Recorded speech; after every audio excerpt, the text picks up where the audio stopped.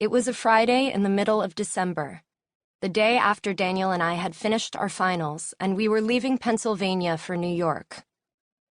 The sky was heavy and gray as we left campus and drove toward town, which was mostly quiet. At the second traffic light, I jumped out and ran into a coffee shop on the corner. I grabbed 2 hot coffees and a chocolate croissant stuffed into a waxy paper bag for us to share. It had snowed earlier in the week, and the bare branches were still covered in a sheath of ice.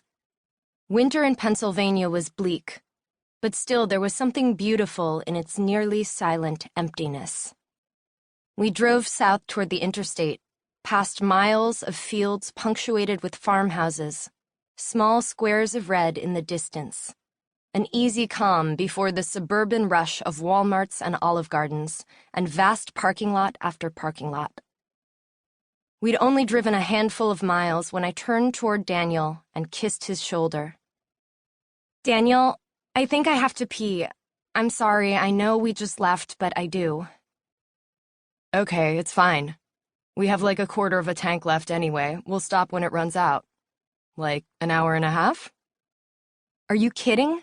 I asked. "I can't tell if you're kidding or not." "I'm kidding," he said, and he smiled, displaying a bottom row of crowded teeth. Daniel had told me recently, after I'd commented on how endearing I'd found them, a rare imperfection in his otherwise flawless face, that he'd somehow persuaded his parents and orthodontist to remove his braces several months early, because he refused to start 9th grade with all that clunky metal attached to his teeth. I'd loved hearing this about him, and how assertive he had been even then, at 14, when I'd been at the peak of my own insecurity. "You weren't kidding. You're such an asshole." Daniel slid his right hand between my legs. "It's so cold," he said. "Warm me up. And yes, of course I'm kidding, but if you want..." He gestured backward with a twist of his neck. "There's an empty Snapple bottle back there.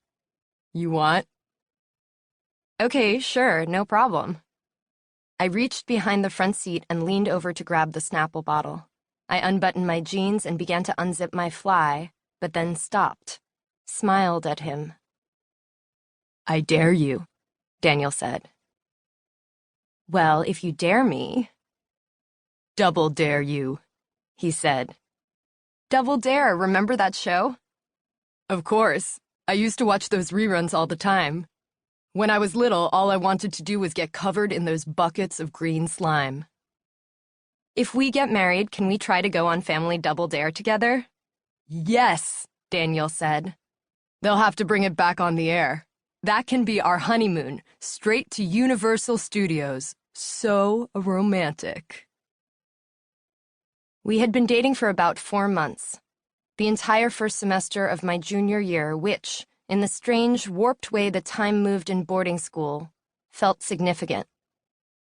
We'd sat next to each other the first day of our American history class, and then exchanged a flurry of emails before hanging out one night after school, in the beginning of September. Daniel had somehow managed to procure a bottle of whiskey, and we sat on a patch of grass behind my dorm, took long sips from the stout amber bottle. We played this game called I-Rhymes, where you have to think of 2 words that were spelled the same but sounded different. Daughter and laughter, rough and dough, good and food. We alternated back and forth until Daniel was tipsy and I was drunk and could no longer think of appropriate pairs. And then I began demanding all sorts of wordplay from him. "Anagrams, go." "Oh, I know this one. How about wolf and fowl?"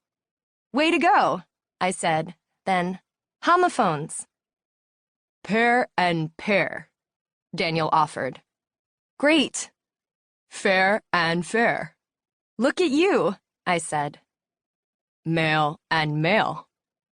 "You are amazing. Can I tell you a story?"